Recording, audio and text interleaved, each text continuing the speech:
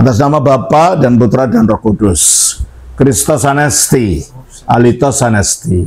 Kristus telah bangkit, benar telah bangkit. Selamat bertemu kembali saudara dengan saya, Episkop Daniel dari Nikopolis. Kita akan melanjutkan acara kita, yaitu menjawab pertanyaan-pertanyaan yang saudara sudah kirim kepada saya. Tetapi sebelumnya, bagi saudara yang baru pertama kali bertemu dengan YouTube saya ini, atau saudara yang belum pernah subscribe kepada YouTube ini, jangan lupa untuk subscribe. Dan jangan lupa juga untuk klik itu like-nya, serta untuk share video ini kepada teman-teman saudara sebanyak mungkin. Dan kalau saudara merasa terberkati dengan acara ini, dan saudara mendapatkan pemahaman yang lebih baik, dan saudara ingin membantu pelayanan ini supaya makin berkembang, serta saudara ingin menyumbangkan sesuatu, saudara bisa mengirimkannya melalui akun bank saya yang ada di bawah ini, yaitu Bank Mandiri. Terima kasih.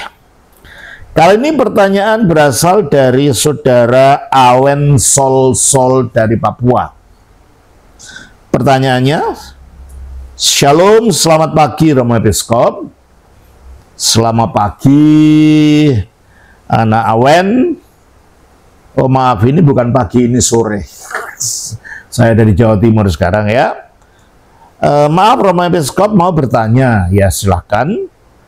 Ayah saya kawin 3 istri, tetapi istri kedua meninggal. Dan istri pertama ibu saya. Dan istri ketiga masih hidup, tetapi pada waktu pembaptisan itu, kedua ibu, mama saya dengan istri ketiga dibaptis tanpa melakukan perpisahan, dan keduanya hidup sebagai istri bapak sampai sekarang dan usianya sudah tua. Jadi cara seperti ini bagaimana? Hal seperti ini banyak terjadi di kalangan gereja Protestan. Terima kasih. Sekian. Anak Awen, pertama-tama perlu diingat bahwa sebelum baptisan itu syaratnya orang harus bertobat. Kita baca di dalam Kisah Rasul pasal 2 ayat 38. Jawab Petrus kepada mereka, bertobatlah dan hendaklah kamu masing-masing bertobatlah dan hendaklah kamu masing-masing dibaptis. Jadi pertobatan itu adalah syarat pertama sebelum seseorang dibaptiskan.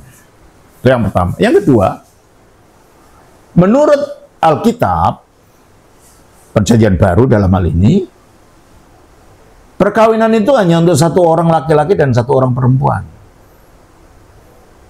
Nah, ketika mau dibaptis masih dalam status memiliki istri yang lebih dari satu, berarti dia masih dalam keadaan dosa.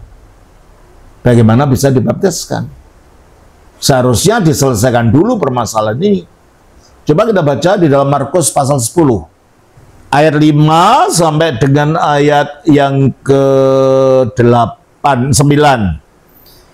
Lalu kata Yesus kepada mereka, justru karena ketegaran hatimulah, maka Musa menuliskan perintah ini untuk kamu. Sebab pada awal dunia, Allah menjadikan mereka laki-laki dan perempuan. Jadi Yesus merujuk kepada awal di mana pernikahan itu diciptakan, yaitu dengan diciptakannya Adam dan Hawa. Pada awal dunia, apa katanya? Sebab pada awal dunia, Allah menjadikan mereka laki-laki dan perempuan. Sebab itu laki-laki akan meninggalkan ayahnya dan ibunya dan bersatu dengan istrinya. Sehingga keduanya itu menjadi satu daging. Demikianlah mereka bukan lagi dua, melainkan satu. Ya kan? Berarti dua. Satu laki-laki, satu perempuan. Bukan satu laki-laki, 3 perempuan. Jadi dari kacamata hukum Alkitab, poligami itu dosa. Nah, bagaimana waktu dibaptiskan tidak ada diselidiki dulu bagaimana status perkawinannya? Nah, karena ini sudah terlanjur, mama yang kedua sudah meninggal ya. Ya, mama yang kedua, istri kedua meninggal.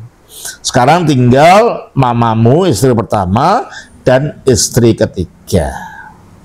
Ya, sebaiknya, apalagi mereka sudah tua, usianya sudah tua, dilakukan perceraian secara resmi dan tinggal istri yang pertama. Karena itu yang sah awalnya itu yang pertama. Jadi tetap dengan yang satu, istri yang pertama, dan istri yang ketiga diceraikan. Tetapi ya jangan dibiarkan begitu saja karena dia sudah tua. Siapa yang memberi makan? Maka si suami itu biarpun tidak lagi berhubungan secara suami istri dengan istri ketiga, dia tetap harus bertanggung jawab untuk membantu membiayai kehidupan daripada istri yang ketiga ini, tapi sekarang sudah menjadi saudara saja. Jadi bukan menjadi antara suami istri pertama dan istri kedua, tidak lagi berstatus sebagai madu, tetapi istri pertama dan kedua menjadi saudara angkat, menjadi adiknya istri yang ketiga, dan suaminya harus tetap membiayai kehidupan daripada istri yang ketiga yang ditinggalkan karena dia sudah tua. Jadi kasihan kalau tidak kita diperhatikan. Jadi saya kira itu yang dapat saya berikan jawaban. Anak Awen, Tuhan memberkati. Shalom. Senang Bapa, Putra, Roh Kudus. Amin.